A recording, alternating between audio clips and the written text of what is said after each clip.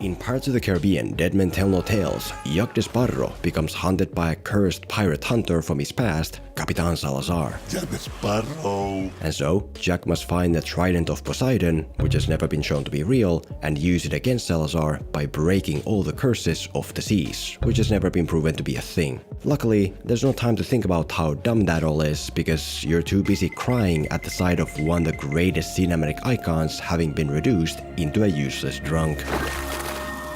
And as you can maybe already tell, I have my own issues against this movie. For a massive Pirates fanboy like me, this is the biggest personal insult I've ever witnessed. It's hands down the worst, most self-destructive franchise sequel ever made. The retconning is laughable, like how Jack's compass is now a living, story-generating spirit. The world has gone belly up, like how the Trident basically invalidates everything that came before. The Trident can never be found. But aren't you the new Davy Jones? Characters are unfaithful to themselves, like how Gibbs continuously turns his back on Jack and even mutinies against him to become the new captain. The dialogue has gone down from witty and smart to ridiculous NPC levels. Were you part of the plan? I'm not looking for trouble. To the point where even Jack mostly just names things he sees in front of him. Bridge? Horses? Chart? Monkey? Give me the bottle. But that being said, I've taken my personal disgust out on this movie before. It's pretty much the reason I have this channel. And to now hear that they're moving forward with new Pirates movies, I still want them. I still have hope for them. I don't blame anyone here. I don't blame Jerry Bruckheimer because making movies is hard. I don't blame Johnny Depp because, based on what we heard, his life at the time apparently was a living hell. I don't even blame the new writer because Pirates as a franchise just is a lot tougher to write than your usual summer blockbuster. I absolve you of your sins. You have been forgiven. And so today, setting aside my personal issues with this movie being a terrible sequel, that's the topic I want to discuss. Why does Dead Men Tell No Tales at best feel like a very generic dumb summer blockbuster that doesn't stand out like used to be the case? Why do we not talk about Salazar the way we do Davy Jones? Why do we not talk about the Trident the way we do the chest and the heart? Why is this movie a generic summer blockbuster, and how to avoid being that?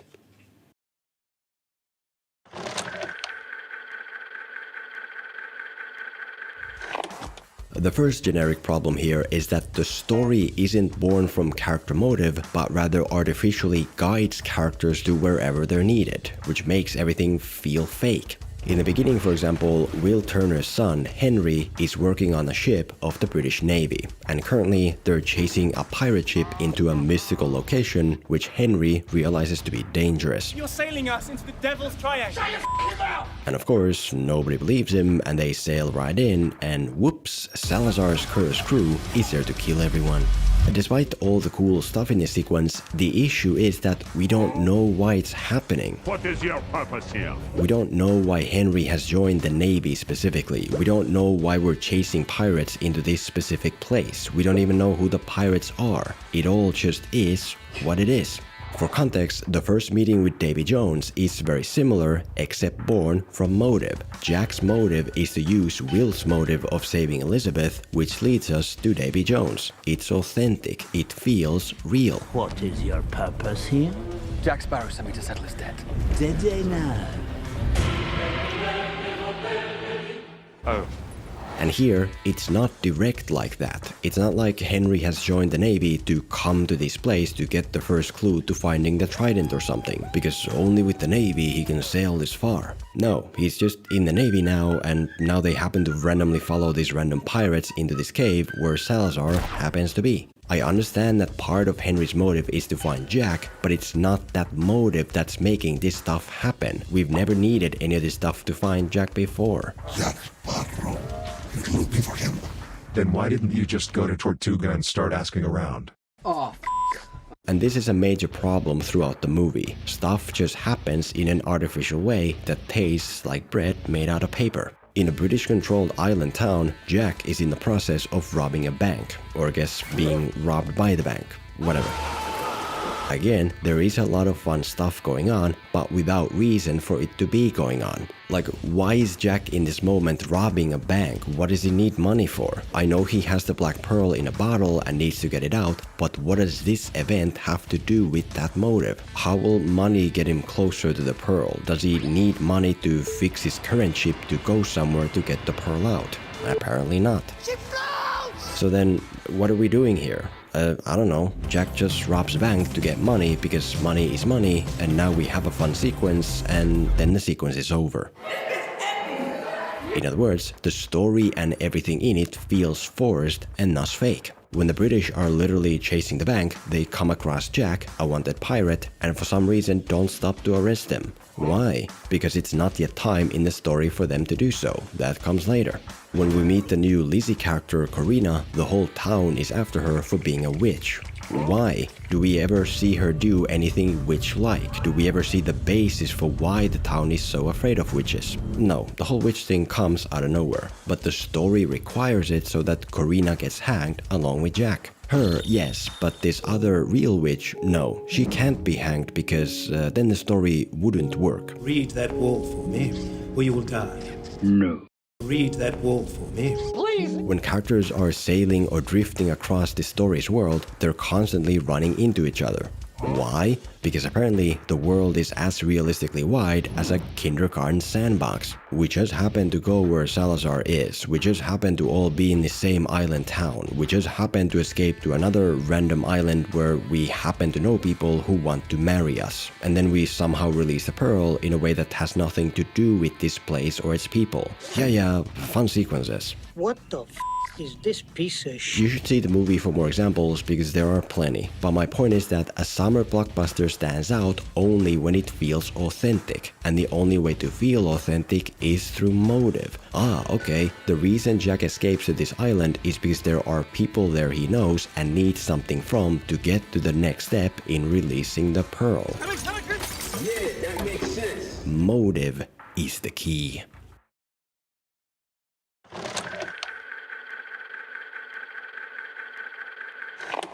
The second generic problem here is that only the basic level elements of scenes are used and nothing more, which prevents the scenes from standing out as something more. A good example is the beginning heist, where Jack and his crew literally rob the bank. I'm robbing the bank. As I said, it's a very fun sequence with a lot of fun elements. Jack's crew drag the bank all across town and is trying to stay on the ride while the contents of the vault drip away to the streets. And by the time they've made off with the vault, it's empty. What the fuck? Very fun, cool, yes. But what you can also notice is that there's nothing additional to elevate this whole thing to the next level, as the original trilogy always did. The original writers, they would have done more with what they had. They would have first established that, for instance, in this British colonized island town, there's a district of poor people who have lost all their money as taxes. And now that Jack messes up the heist, we realize that the money taxed by the British has gone back to the poor. It's an extra level of irony and emotion, a cherry on top to remember this sequence for. Way more impactful than just seeing money drop to random people who clearly already have money. Or as an extra metaphor for what I mean, look at the moment where Jack comes across this British flagpole. He jumps on it and lands on the bank and they smash out of town. Very cool. But again, more could have been done with what's here. For instance, maybe Jack jumps on the pole and rips the flag down with him. And once the town's governor realizes that Jack is gone, the torn flag lands on him to signify how Jack basically came in and took down his entire operation. It's not a big thing or even necessary, but extra details like this make a big difference in standing out. It's moments like these that the trilogy is remembered for. How soon can we have the ship ready to pursue?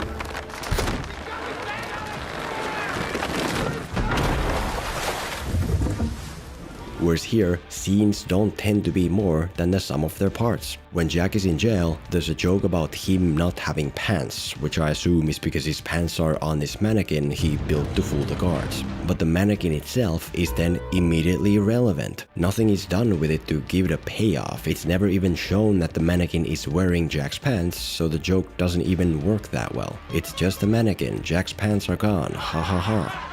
When Henry swings in on a rope to save Jack from being guillotined, there's a twist that it's only a distraction. But the rope itself doesn't have any purpose, it doesn't lead to anything. Henry may as well have ridden in on a pony and it wouldn't make a difference. The Navy chases Jack and his crew all throughout the movie, and when they finally catch up, Salazar comes from behind to vaporize them. The Navy doesn't amount to anything, their demise doesn't come at some significant moment, and it doesn't even elevate Salazar because we already know Salazar is unstoppable. They just die as a side note, and that's it. Oh no! Anyway, last week... I know these examples can seem tiny, but my point is that even the most impactful moments here lack impact because they don't go beyond the basic level of their elements. Jack trades away his compass for a drink, and that's what it is. He's in a bar, he gives the compass, and then there's mysterious rumbling and shots of Salazar getting free. That's it. The pearl comes out of the bottle when Barbossa stabs it, and now it's out of the bottle. That's it. Barbossa realizes that Carina is his daughter by casually talking with her, and now he knows. And now Jack knows as well, but doesn't use it as leverage. They just know now, and that's it.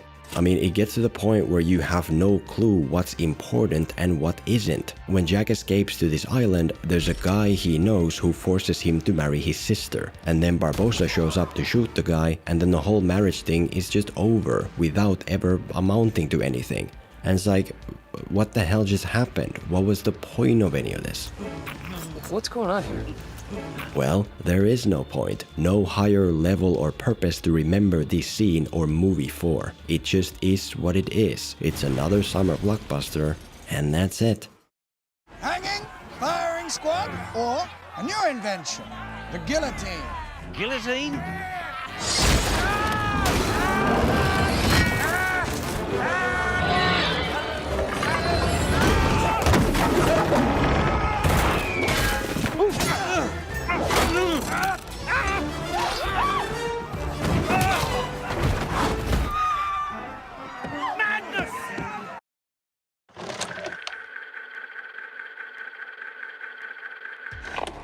The third generic problem here is that the destinations are intangible, so there's no sense of momentum to make the movie feel like a memorable ride. Basically, the whole story revolves around finding the Trident of Poseidon, which controls all curses of the seas. Everybody wants it. I beg you. Henry wants it to free his dad from the Dutchmen, Jack wants it to save himself from Salazar, Salazar wants it before Jack gets it, and Carina wants it because... I actually don't even know. But anyway, as a whole, the story is a race to the Trident, just like Dead Man's Chest was a race to Davy Jones's heart. And the obvious reason for why this race feels generic and nothing like Dead Man's Chest is because the Trident itself is very generic. It's not specifically tied to this story or these characters. It's a thing that can break every curse. It's the solution to every problem. It would function the same in any supernatural movie. Crafted from Poseidon's steel for King Atlan. But diving deeper, the more elaborate reason for why the Trident and the hunt for it doesn't make an impact is twofold. It doesn't have a physical form or a sense of progression. Firstly, there's the fact that the Trident and all it can do exists only in the words that people say. In the beginning, young Henry has some posters about the Trident and whatever curses, and then he goes to find his dad and explains that the Trident exists and can break every curse. And that's the issue. This story is based 100% on finding an all-powerful Trident that we have zero proof even exists. Trident, Trident, Trident. Trident can break any curse at sea. Find us a ship, and the Trident will be ours. These two prisoners will lead us to the Trident. Jack will be sailing for the Trident. No, there should be lumps in the The dead. Trident controls the sea. British Empire will have the Trident and rule the sea. And the Trident will be mine. Leave her be.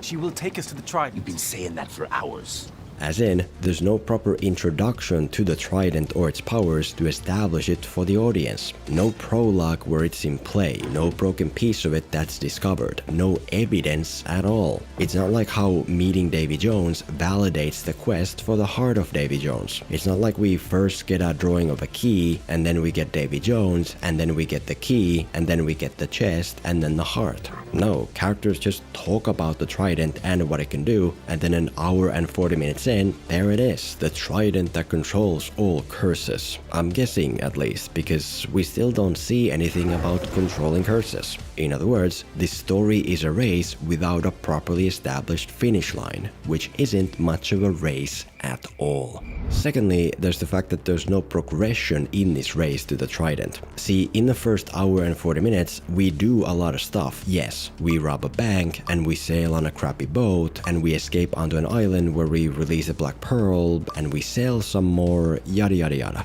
The issue is that none of that comes with any clarity in terms of getting closer to the destination. How's it going? Can't complain, really. You? I've been waiting all morning in here for a beating. We don't need money to find the trident. We don't need the pearl to find the trident. So this is getting us nowhere. Yes, we can sail the pearl and we can listen to Carina yap about star formations all day long, but nobody has any idea what that means, whether we're closer to the finish now than 10 minutes ago. And like I mentioned, the momentum in Dead Man's Chest was always very evident. We need to escape the cannibal island to set sail to go to this witch's hut where we get the direction to Davy Jones, who holds the key which we need to open the chest that's buried on this island. The distance to the finish isn't always clear, but the sense of exhilarating momentum toward it is. Whereas here, it's not the case. Carina keeps yapping on about star maps for multiple scenes, and not a single f***ing person in the audience knows what it means or if it's getting us somewhere. It's not exhilarating, but rather just frustrating and boring. That's a calling card of a whatever generic summer blockbuster that simply comes and goes. Yeah, we're doing something now, and we're doing something now, and here we are. Thanks for coming. Is that it? I think so. And Disney, if you plan to make more Pirates movies in the future, please remedy this as well as the other points discussed here today. Because Pirates isn't just any generic summer blockbuster, it's Pirates, it's supposed to be a level above, and until that level is reached, I will be right here to say what needs to be said. That's not good enough! But of course, since my little online videos alone aren't really enough to make big brands like Disney listen, here's another neat way to affect their bad decision making. YouGov. Essentially, YouGov is a marketing research company that sells customer opinion data to various brands operating in many areas, including cars and sports entertainment and movies. Give me the bottle. And why should you specifically care? Well, since YouGov sells people's opinion data to brands like Disney, they need the opinions of people like you. And so they have a reward system in place that anyone can join for free, where you fill in short surveys in exchange for real-life value like gift cards and cash. It's not a substitute for a full-time job, unfortunately, but for anyone with extra time looking to make some extra cash on the side for a new pair of shoes or a video game or something, YouGov is a useful way to spend that time, and you can check it out yourself with the link below. Definitely read more about YouGov's reward system and times yourself, but I can also say that it is a legitimate company used by millions of people, including a friend of mine when she was home with her first child. And in any case, YouGov sponsored me to make a Pirates video, which was great for me and hopefully for you too. Bridge? Horses? Shark? Monkey?